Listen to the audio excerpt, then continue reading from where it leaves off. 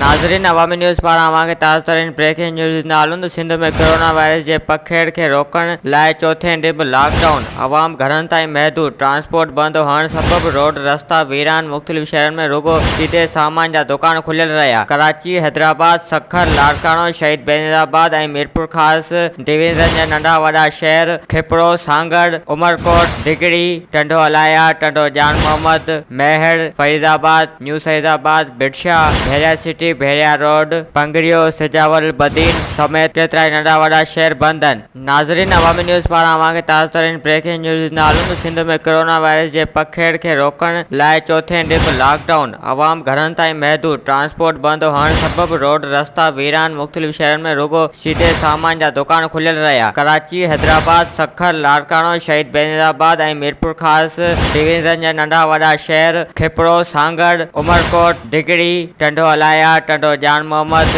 महर, Faridabad, New Saeedabad, Birsha, Bheria city, Bheria road, Pangrio, Sujawal, Badin समेत केतिरा नंढा वॾा शहर बंद आहिनि।